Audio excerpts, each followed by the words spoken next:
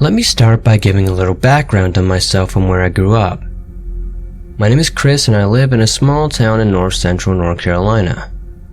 This first story takes place on the farm where I grew up, and I was around 14 at the time. The land we owned was about 30 acres of mostly trees. In what is pretty much the center of the property stands this old tree. The tree is not and has never been dead, but it would never grow any leaves and always looked dead. This particular day, I had come home from school, and as usual, my dad had not gotten home from work yet, as he often didn't until around 7, sometimes even later. So, I had to entertain myself by finishing chores and eventually taking my dad's rifle, which is a simple .22 semi-auto, and walked the property.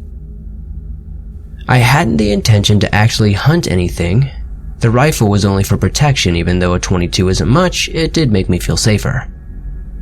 Anyway, I walked all the way down to the end of the property and goofed around a little before I noticed the sun was going down. Knowing I needed to head back before the darkness set in, not because I could get lost because the path was very well beaten, so much you could probably drive a very large truck on it. But I wanted to get back because I wanted to be in the house before my dad got back. So on my way back, I took a hastened pace. I began to hear footsteps in the trees to my left. I paid it little mind mostly because it was midsummer and the woods are full of critters, so I assumed it was a squirrel or something of the like. So I kept going. Keep in mind, my house is near the very front of the property, so it takes a long time to walk from the very back. As I kept going, I could hear the footsteps continue, but I noticed they were very loud and sounded very heavy. Now, these woods are very dense, but the trees are thin and spread out for about 50 or 60 yards deep from the path, so you can see fairly well into the trees. I couldn't see anything that could have been making that much noise. Given how big the sound, you would think it would have been easy to spot, but there was nothing. I continued to walk, and of course as I continued, I did see the steps in the trees. At this point, I had enough and decided to stop and face the trees in the direction of the steps, not realizing where I was, which was almost perfectly in line with the aforementioned tree. I fired a few rounds into the woods and waited. I didn't hear anything, so I decided just to move more quickly to home. But as I turned and took a step towards home, the moment my foot touched the ground, I heard the voice of a woman whisper in my ear. Now, what truly terrified me is that I felt the heat of the breath in my ear. As soon as I did, my eyes did what I can only describe as the vertigo effect. It's a bit anticlimactic, but that terrified me for a very, very long time. My second story takes place on the same property but inside the house this time. A little backstory on the house, it was at least 100 years old. My dad told me that when we first moved there in the 90s, the house had no foundation or running water. Now, this day, I was around 12 years old, and I was on the second floor of the house looking through one of those closets out of boredom, and I stepped on one of my sister's old baby alive dolls, and it started crying, which made me jump up because I didn't see it and it was the last thing I was expecting. So, I picked it up and was going to take the batteries out so it would stop. When I turned the doll around and opened the Velcro that hid the batteries, I noticed that there were not only no batteries, but the entire housing for the battery pack was gone. And the moment I noticed this, it started crying even louder and began to wiggle. I freaked out and threw the doll back into the closet and ran down the stairs. As soon as I got to the stairs, I leaped from the top stair to the first floor in one bound and straight out the front door, where I stayed outside till my dad got home.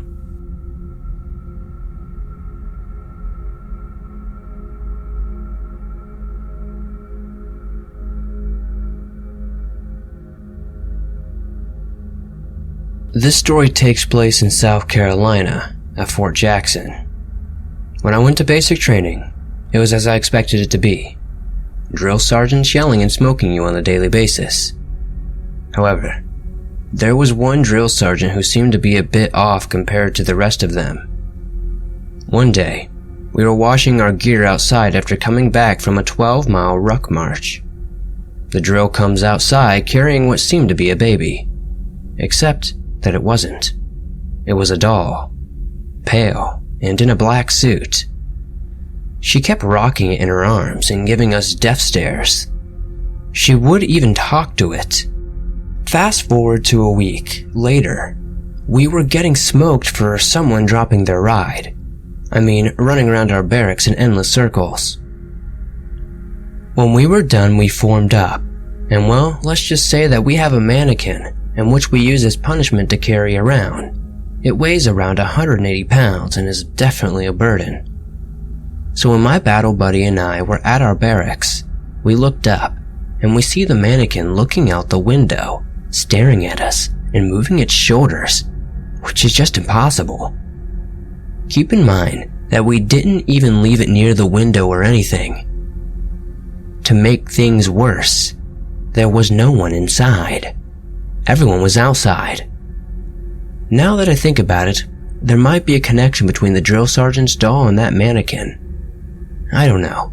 It was definitely creepy, and I've never experienced anything remotely similar to it since.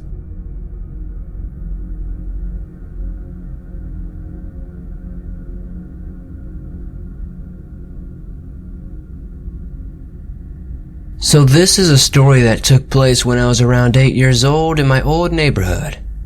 I was next door neighbors with my best friend Alex. We both went to the same school and always hung out every day after school.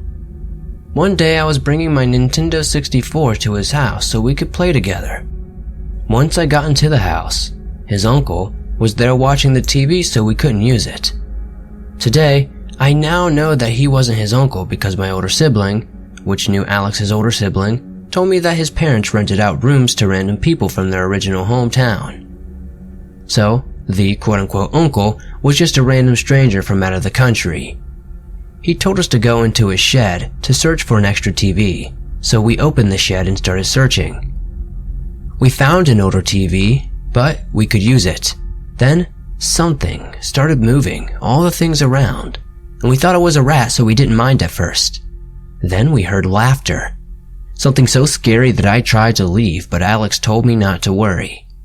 We kept searching around for the laughter and we eventually found this one male doll that was around 2 feet long. It was all torn and battered, so we figured it was just broken. We just sat it down and decided to go hook up the TV in his room. We played for a while until his uncle left the house for food and his parents were at work, so we were home alone. We started hearing noises at the house, but figured it was nothing. But then, we heard that same distinct laughter.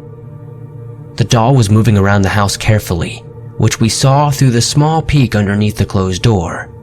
The doll was looking for something, which was probably us if I had to guess. We were both freaking out, but we knew we had to get away from the house. We opened the window and jumped out and ran towards my house. The doll managed to somehow look at us as we were running away through the window and just laugh.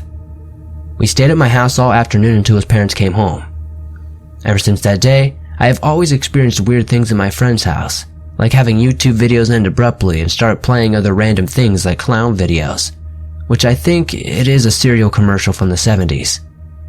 I ignored all these weird signs for the rest of my childhood, and recently we have met up for the first time in a long time. I don't think we've met up since departing and going to different high schools. Somehow, the topic of weird things was brought up and I asked if he remembered all those things. He did remember,